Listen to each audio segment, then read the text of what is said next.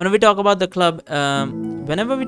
club, it's supposed to mean, I kept feeling like it was right for me to do, especially after you've been trying so hard to express yourself too. It just made me feel like I could say it in confidence.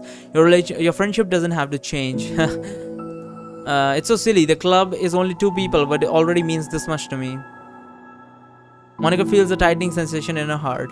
A feeling of connection as Saru's emotion radiate between them. Me too. I was so lost until you showed up. You're so brave, Saru. You're so strong and brave. I don't even compare. Monica steps forward. But if nothing else, I can at least offer you some hug energy if you like. Oh, so here's one of the CGs that I've not gotten. So the CGs that I'm missing out on are CGs that are in the fucking side stories. That's why I don't have all of them. They literally look like sisters. There might be a plot line for that at some point, but yeah, they literally look like sisters. Wordlessly and without a smile, Saru rests her forehead on Monica's shoulder. Though through their contact, Monica can almost feel the torrents of thoughts swimming in Saru's head. In the morning, enchanted by the air of the club, Monica realizes that all the days that have passed, this is the one where she really hopes that nobody new walks through the door. She speaks softly. You're like the sweetest girl I've ever met. I feel like Yuri's about to walk in. You can say anything, I'll never judge you, I promise. Saru's breathing begins to quiver. She takes several deep breaths, trying as hard as she can to start speaking, to say things she never once dared say out loud. Finally, she speaks in a choked voice. I'm so worthless. I'm worthless, and everyone would be better off without me. She suppresses a sob as a tear falls down her cheek. I'm just an inconvenience to everyone. I'm not good at anything. It just feels like everyone just has to put up with me. And I hate it. The more Saru speaks, the more she fails to control her voice, falling victim to the overwhelming sadness clutching her throat and chest. I don't want to have these thoughts. I want them to go away. I'm making you put up with me, and I just want to die. So either you need a psychiatrist or you need some fucking weed. Either one would do the trick, I feel like. As soon as Saru loses her composure, Monica becomes determined to keep her own. She only wants to be what Saru needs right now. She won't let any sadness show. Her voice comes through as soft and gentle.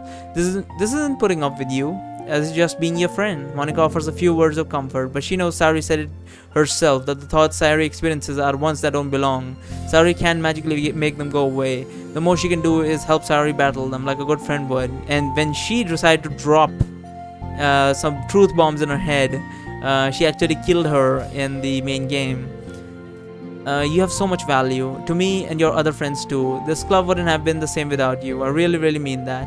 Your coming here was the best thing that could have happened.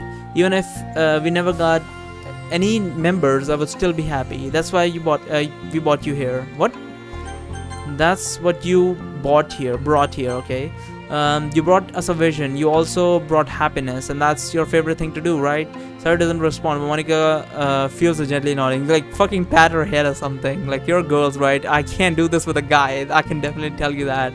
Like, I could give a guy a fucking hug, like, bro, chill the fuck out, but like, nothing of this cringe level. Fucking hell. I mean, I know this is something that girls are much better at, and I could do it, but it's like way too fucking weird, you know? Yeah, that's the best word I can use. For a guy, comforting another guy is usually like a slap on the back, and that's how you, even if you bring out comforting words, you stay at a distance. You don't make physical contact. Even the guy who, you know, your friend would feel weird if you actually make physical contact. I'm pretty damn sure. So yeah, girls are much better in this aspect, that they are capable of, like, you know, all this touchy-feely stuff with actual physical contact. Like, I can do the touchy-feely stuff, but I can't do the physical contact. It's just, like, with a dude, it just be fucking weird as fuck for some reason.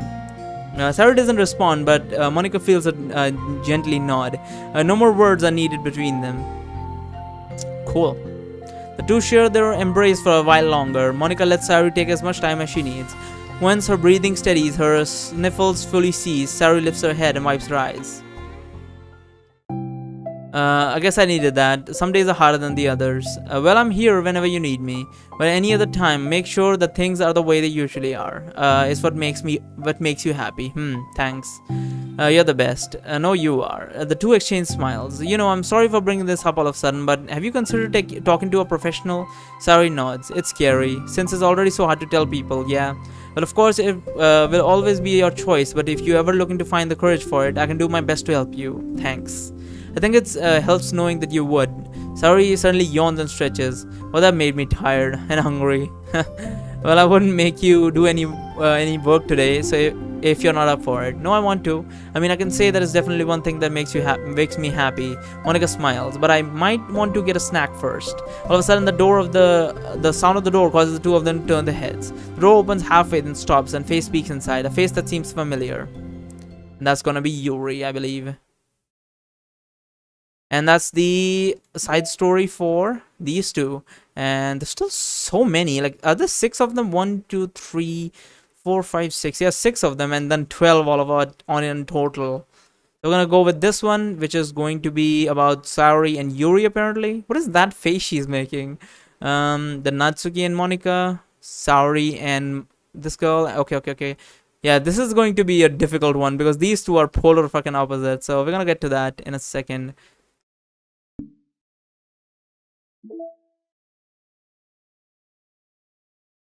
So here's the CG we unlocked. Scene from the side story Trust. How many are there? 1, 2, 3, 4, 5, 6, 7, 7. So it's not 12. So we're not gonna get 1 CG every single turn. But we'll see. We're definitely not doing a completionist run. So I'm not gonna look around trying to unlock every single CG there is. This looks weird for some reason. But yeah, I'll be back in a moment.